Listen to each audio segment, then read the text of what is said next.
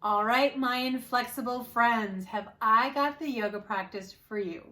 First of all, let me say thank you for stopping by. I'm really excited to have you here and to welcome you into my space, whether you are a returning student or brand new.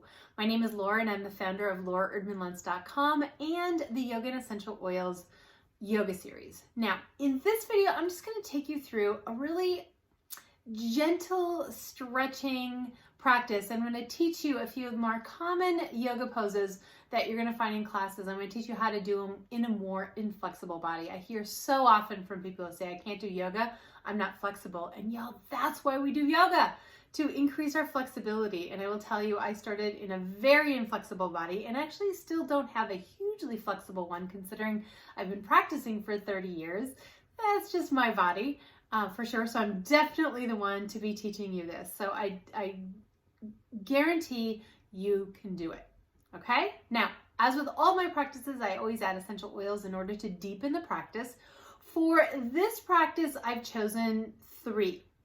Now, one is Valor. This one comes in the starter kit. These are Young Living oils. They're the only oils I would ever use. You can link below to find out more why.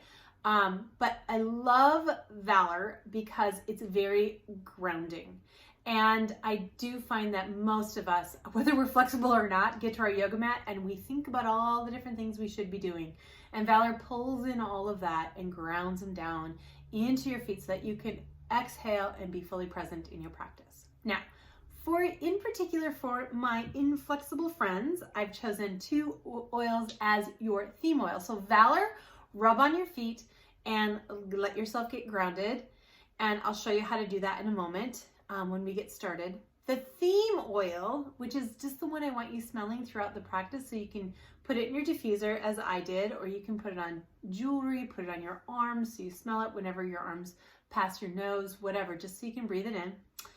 One of them is Release. This is a blend from Young Living that helps you release something that you're holding on to. Now, I guarantee that there's something you're holding on to, which is why you feel you're inflexible, that there's tension in the body. There's always an energetic component to that. Now, that doesn't mean people who are flexible don't hold on to things. They absolutely do. They just do it in a different way. But when you're inflexible, you're holding it in your body. And Release will help you let go of that as you're practicing. And over time, it will help you become more flexible. So it's like the energetic release, if you will.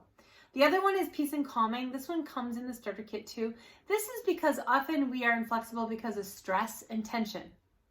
You know who I'm talking to, right? So you're holding it in your body and that just helps you release it. So if you're ready, you're going to need props. You need a blanket and a block. And if you have a hard time sitting on the floor because you're super tight, you're going to need a chair. Okay? So I'm going to give you lots of options. So if you feel like you might need a chair, grab a chair. You don't necessarily need a blanket, but you'll need a blanket, or you will need a block. And you can use the block instead of the blanket. That's what I was trying to say. All right, so grab your props and grab your oils if you have them. Don't worry if you don't. You can totally do this without it, and I will meet you on the mat. So we're going to begin with grounding, and this is what you can do with the oils to enhance it. So I'm going to use that Valor I told you about. If you don't have Valor, don't worry, you can still do it. Just take a drop, put it in your hands, rub your hands together, and then take your hands to the soles of your feet. Rub them. Again, whether or not you have oils, it's going to help. Oils just makes it a little bit more intense. And then just hold the feet. Relax your shoulders. Close your eyes. Bring your awareness to your breath.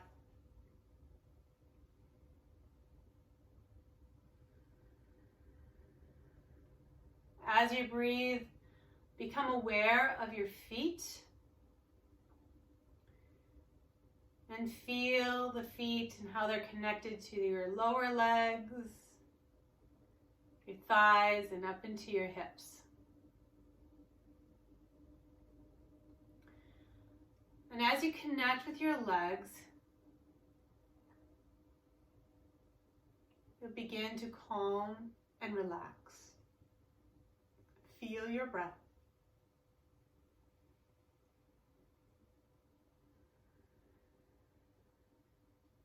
All right.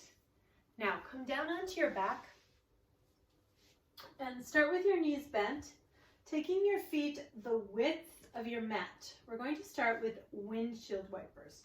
So the feet are nice and wide. First, start by keeping the left knee upright, and you're going to slowly take the right knee down toward the left foot, but not forcing it. Just gently come down and then change sides and go the other way. We're just working a little bit on the hips. You're just going to go side to side super slowly with lots of intention. Breathe. Keep coming back to your breath. The breath will help increase your flexibility because when we hold our breath, we grip our muscles. And as you breathe, you're going to be able to relax and soften more and more. Just going to do a few more. Keep the opposite knee upright and stable and steady so it's not moving.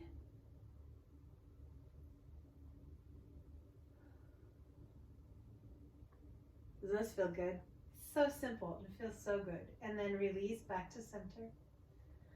Now extend the legs.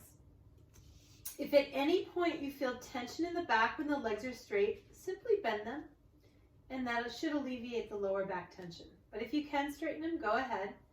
Bring those arms up and overhead, and just go as far as you can without causing any tension in the shoulders. You probably won't be able to touch them all the way down.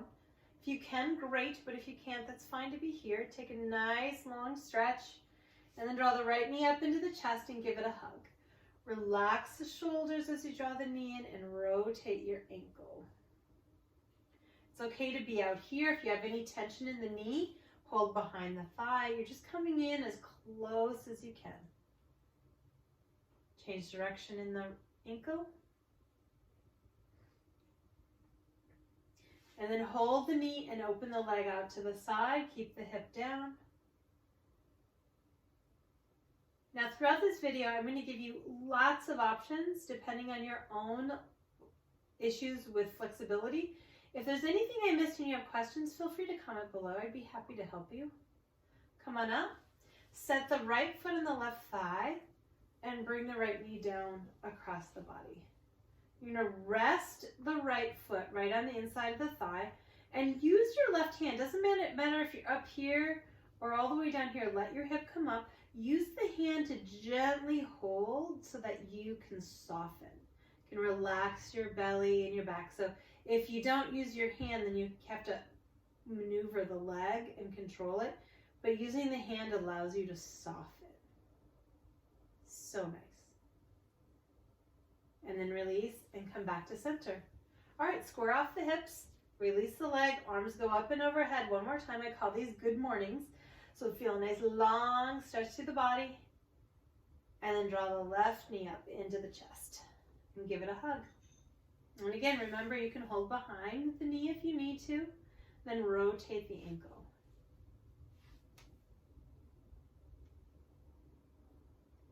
And change direction.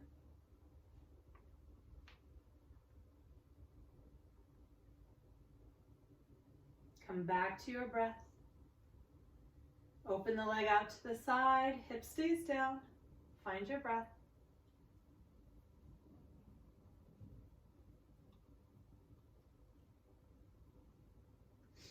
Come back up, set the left foot on the right thigh and draw the left knee across the body. Again, using the opposite hand to support the knee so that you can soften the belly and the back. Deepening your twist.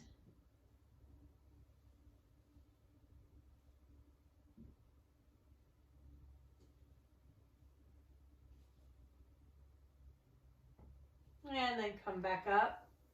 Set the feet down. Square off the hips. Just take a breath. Letting your body relax. Feel the effects of that series. Feels different, doesn't it?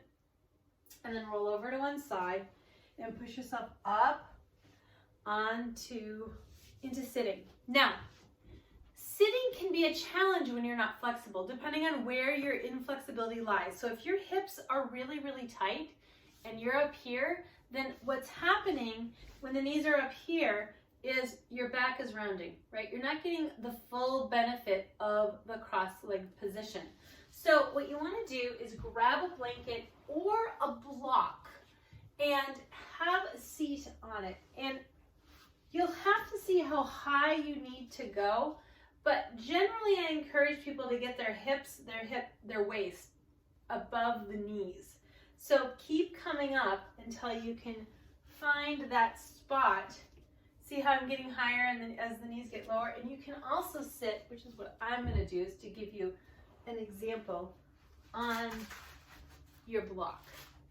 Now, if you are still here on the block, this is when I want you to sit on a chair.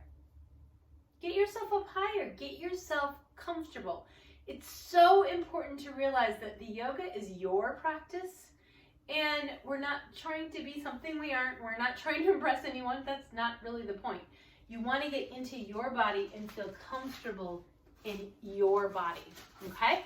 So, have a seat however you need to get those knees down a little bit. Draw the belly in, lift tall. Shoulders are down. We're going to do some shoulder rolls. Now, upper back tension is common in everybody. I've never met anyone who doesn't have upper back tension. So I find these shoulder rolls, you're going to see them in a lot of my videos because I think everybody needs to be doing them pretty much all the time. Nice big circles, getting right into those shoulders. Now change direction, loosening up that upper back. Keep breathing. Remember to keep coming back to that breath. One more. Squeeze the shoulder blades together, arms open up, lift the heart, and then release. All right, get up nice and tall on the sit bones again. Take your left ear down to your left shoulder and reach out through the right arm. Now, if you can reach your mat, you can take your fingertips on the mat. If you can't, just extend through the arm. Feel the stretch. Turn your head down at an angle.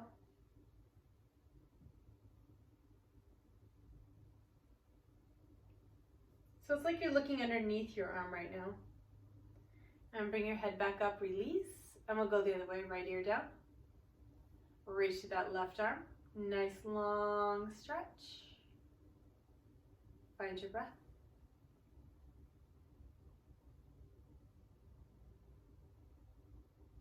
Turn your head down at an angle.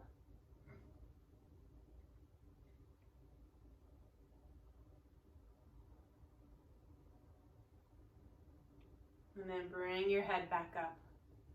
Nice. Take a breath. Feel the body. All right, we're going to move to standing. So I want you to grab your block if you haven't already, and I'll meet you standing up. All right. Standing poses. This is a great place to start if you're really inflexible, and you also need to make sure that you are propping yourself appropriately based on your flexibility level. So if you happen to know your hamstrings are really, really tight, grab a chair and you're going to use that instead of the block. So I'm going to share with you a few ways to modify the pose, a few variations of the really common standing poses in order for you to really get a lot of enjoyment out of them. So first we're going to start in Tadasana. Easy to do no matter your flexibility level. Have your feet about hip width apart. And balance your weight between the right and left foot, getting long through the body, feeling open across the heart. Softening your gaze way off into the distance.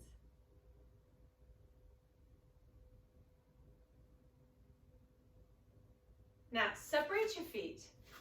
And if you have a hard time getting your feet apart, go as far as you can comfortably. I'm going to go a little more narrowly than I usually do, so that you can really get an idea of what it might look like to go with a narrow stance. But if you can go wider, feel free. So we're going to start off in Warrior 2. So make those legs super strong. Draw the belly in. Bring the arms out to the side. Turn the feet to the right. You're going to turn the left foot in just a little. Right foot turns out 90 degrees. Keep yourself open across the heart. And then bend the knee. So if you are going to keep your feet closer together, you're not going to get as deeply into the pose, and that's just fine. This is a great warrior pose. You won't get the right angle at the knee, and that is not your goal yet. Your goal is to find that position, be open in the heart still so you're not closing yourself off, and just reach out through the heart and expand. And then as you get more flexible, you can just get those feet further and further apart. Just be where you can be. Take your gaze across the fingertips of the right hand. And then come on up, arms come down, turn the feet through the front, and we'll go right over to the other side. Arms open up, turn the feet to the left, right foot in, left foot out, opening across the heart, bend the knee. Take your gaze across the fingertips. Now, if you have a lot of tension in the shoulders, you may find there's tension here. You can come down here if you want. And that can help with the shoulder tension. You don't want the pose to exacerbate, to make your shoulder tension worse. So just listen to your body. And then go ahead and straighten. Arms come down, turn the feet to the front, step back into Tadasana. Feel your body and feel your breath.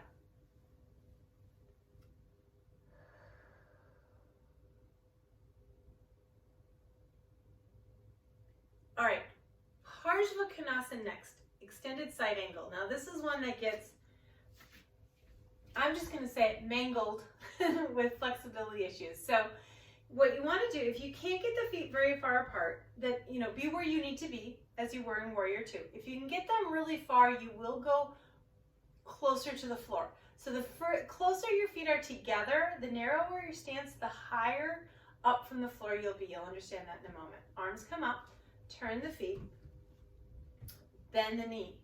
Now, the goal in this pose, theoretically, is to actually touch the floor with your other hand. But what I recommend is just take your elbow down and bring this arm up.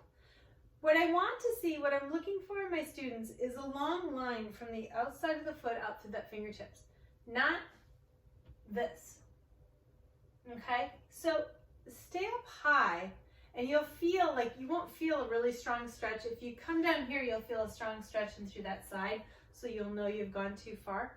You could maybe come to the block if that feels doable, or even to a chair, although your leg is usually the height of a chair. And then come back up, turn the feet to the front, arms come down, take a breath. And we'll go the other way. Sometimes you need a mirror to really see where your body is. Open up. This one's hard to feel. Bend the knee, and then elbow comes down, top arm comes up. Feel that long stretch. And again, if your feet are further apart, you might be able to. So see, as my feet go further apart, I can get lower without throwing off that long line. So the further apart your feet are, the closer to the floor you can go and still be aligned. And then come back up. Turn the feet to the front, step back into Tadasana, take a breath, and feel your body.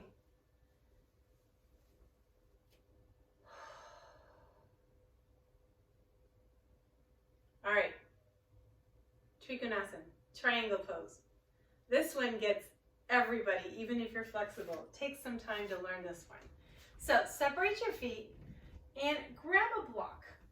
I always recommend people use a block first rather than their leg, unless you can reach the floor. But most people can't reach the floor because of just the alignment of the body. You're going to throw it off to reach the floor. Even if you're flexible enough, the floor is a little far away. In Trikonasana, I actually want the palm flat so you can really connect with the earth. Let it be a nice grounding force in the pose, and your leg doesn't give you that. The other thing is you can put too much pressure on the knee, which can damage the knee. So I really prefer a block. If you are really inflexible, this is where you need that chair, okay? If your hamstrings are tight, grab a chair. Bring your arms up, turn the feet to the right, left foot in, right foot out. Now, you're going to lift the heart up, take the hands down right to the top of the hip hinge, and you're going to tip the hips, okay? So it doesn't come from the body, it comes from the hips. Tip the hips, and you'll feel it in the hamstring. Now, when your hamstrings are maxed out, that's as far as you can go. And that's when you need to have whatever it is you're taking your hand down built up to reach your hand. So it might be 2 blocks, It might be the chair. I happen to be able to reach my block and bring the hand up. So your goal is to keep the spine long. You're not rounding through the ribs. So you're staying nice and long. And sometimes that means being up here. That's a pretty strong stretch in the hamstring, right? Right there. And then come back up, arms come down, turn the feet to the front. Take the block over to the other side. Or chair. Bring those arms up, turn the feet. Hands come down, lift the heart, move right from that hip joint. It's like you're pushing this hand in and deepening that crease as you come down. Feel it open across the heart. Beautiful. Lift the heart up, shoulders are down, make that leg super strong. And then take that bottom hand down. Top arm comes up. You could be up here, and that's where your pose is. Totally fine. A good chunk of this work is really appreciating where you are and honoring it. And then come back up. Turn the feet to the front, arms come down, step your feet back together, back into Tadasana, and find your breath.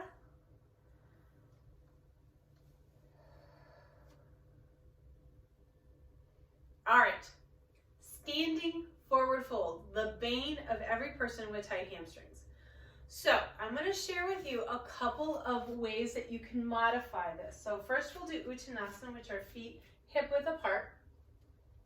So here's the thing, you want to move from the hips, not from the spine when you forward fold.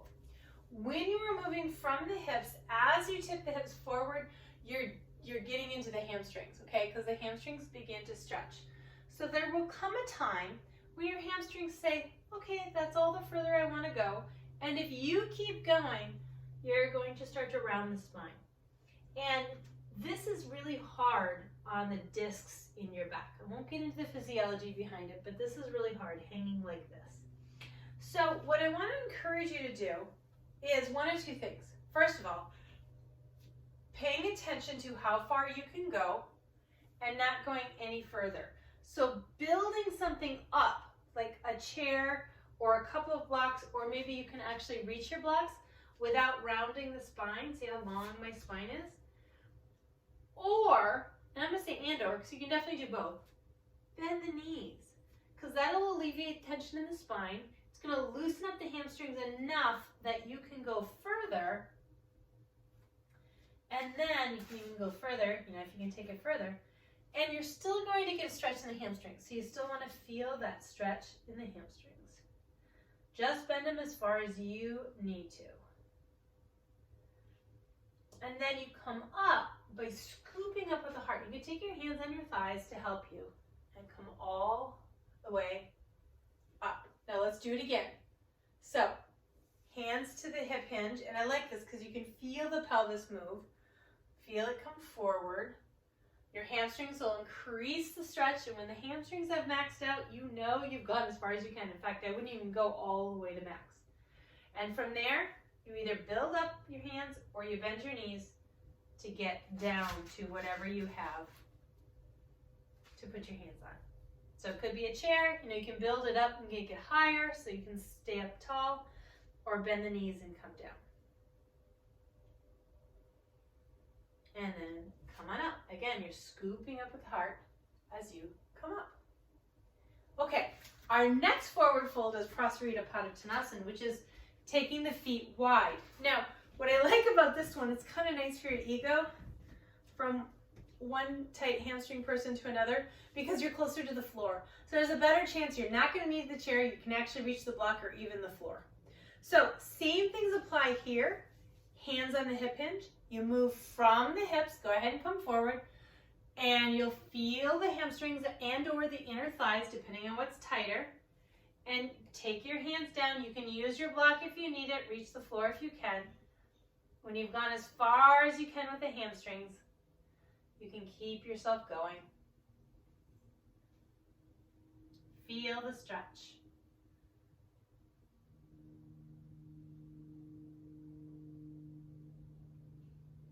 And then very slowly come up. I like to bend my knees and take my hands on the thighs and scoop up, especially if my legs are a little tired. And then step the feet back into Tadasana. And take a breath. All right, I have one more thing to share with you, standing wise, before we go back to sitting. So, wall push. Taking yourself to a wall, putting your hands about shoulder height, higher if you're really tight in the shoulders, and you're going to step away from the wall. This is a prep for downward facing dog, which if you have a lot of tightness in your shoulders is going to be hard to do without injuring the shoulders over a long period of time. So this is a nice way of getting into those shoulders without putting a lot of weight in the arms, so it's a little safer for those shoulders. Now, again, if you're really tight, take your hands higher, and you'll pull the hips back. Press into the wall as you reach out through the sit bones, get really long through the body. Make those legs strong. Find your breath. Tip the pelvis up.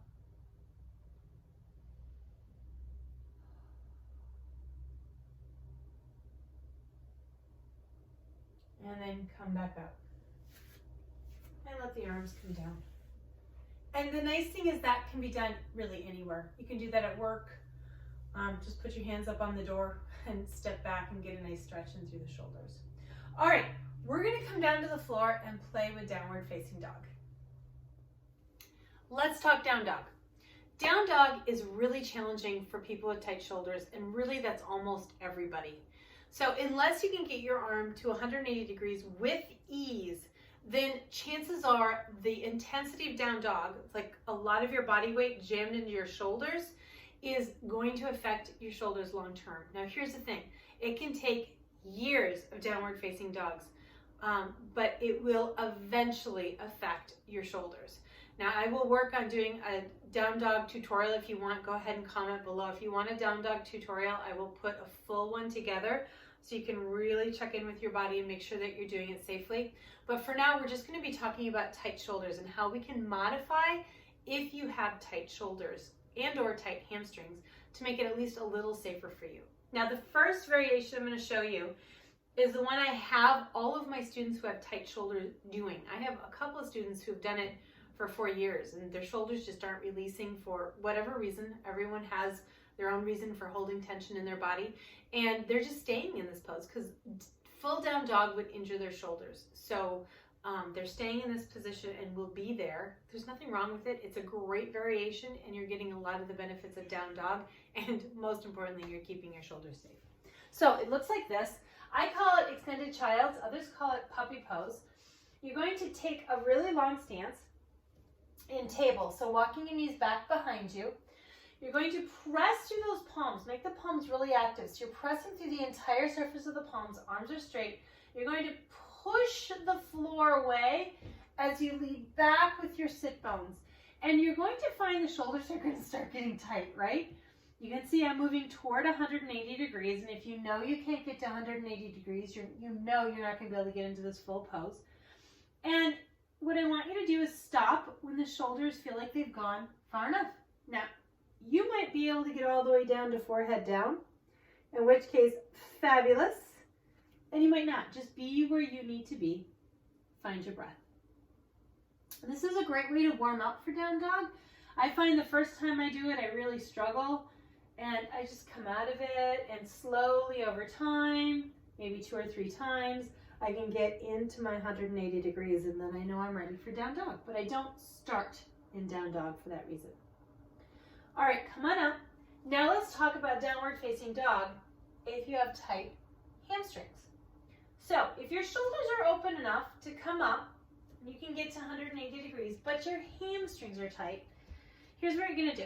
Come up, bend the knees, reach the sit bones up, really tip the pelvis up, and reach back. So we're doing the same thing we just did with knees down. You're gonna push the floor away, make yourself nice and long, take the chest toward the knees, come up high on the toes.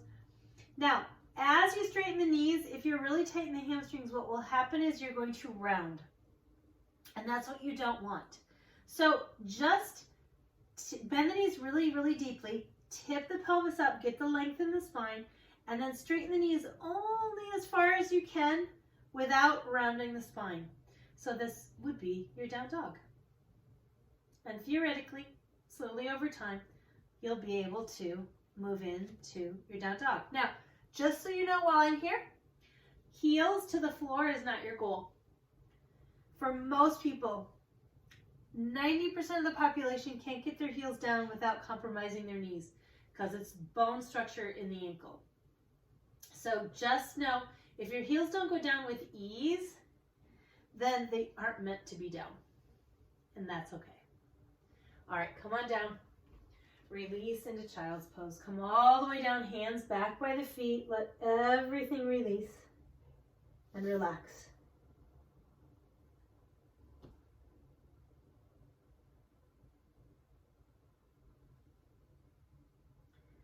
And then draw the belly in and come up. Okay, let's do a couple of seated poses. I want to teach you a couple of tricks. You can grab your block or your blanket. I'm going to go with a blanket this time. And we're going to start off in Dandasana. So your legs are out in front of you. Now, I'm going to actually turn to the side so you can see me better, because what we're looking for in Dandasana is to be up on top of your sit bones. Okay? When you're tight in the hamstrings, this is what it looks like. And this is going to strain your lower back over time. So what you want to do is bend the knees, just like we did in down dog, and you're going to be able to get up onto your sit bones. Then what you want to do is just slide the heels out as far as you can without rounding. And then your Dandasana can be right here. And it's safe for the back, so much more comfortable. You can actually breathe, which is really nice. Now, take that same concept to Upavishta, bring the legs apart, and the same thing, you could be rounded, and you'll know your toes are turned back too. To get up on top, you might need to bend your knees and lift up. I like to have people take their hands behind their knees and get up, because this is going to get right into that groin too. So as you come up, even bending the knees could feel tight depending on where you're tight. And lift up tall. But that's okay. If this is your pose, this is your pose. This is being more deeply in the pose than this is. Okay? This is a deeper expression of the pose. So whatever position you're in Upavishta, just take a couple of breaths.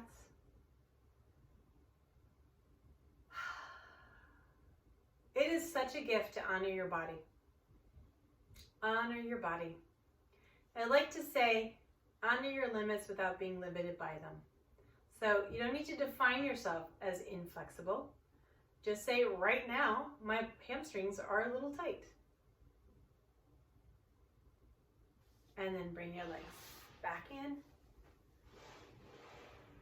And now, we're going to go back into Sukhasana, where we started, those cross-legged. This time you're going to put the other leg in front. So I don't know if you remember which one you had in front. Just do what comes naturally and then change it, because there is one way that's going to feel more natural than the other. Get up on top of the sit bones, draw the belly in, open the heart, relax the shoulders.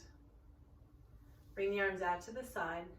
You're going to inhale, bring the arms up, and then twist to your right. Draw the belly in, lift tall, get a nice twist.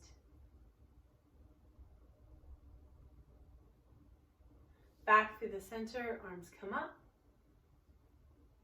and then go the other way. Lift up, feel broad, and back to the center, arms come up. Bring the palms together in front of the heart, and just take a breath.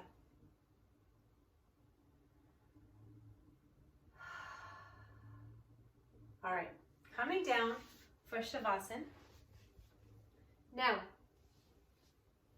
if you know you have lower back tension because of some of the tightness in your body, grab your blanket and you're going to roll or fold it up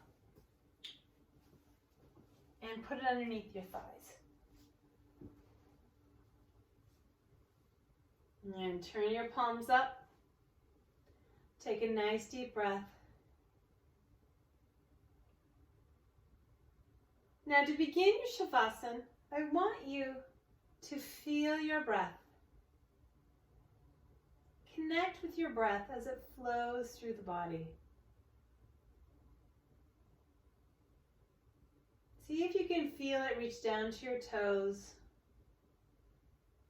your fingertips, and the top of your head. So it's like you're breathing and blowing up your body like a balloon in every direction.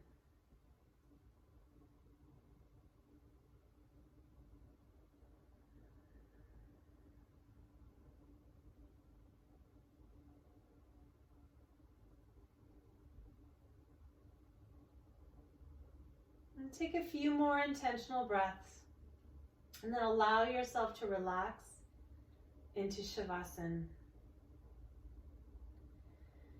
This is where I'll leave you. Thank you so much for joining me. It was such an honor to share this with you. Please comment below and let me know if there's anything I left out for you, any way I can help you. I would love to. Thanks so much for joining me. If you enjoyed this video, please like it and subscribe to my channel, clicking on the bell to receive notifications every time I drop a new video, which is usually every week. Namaste.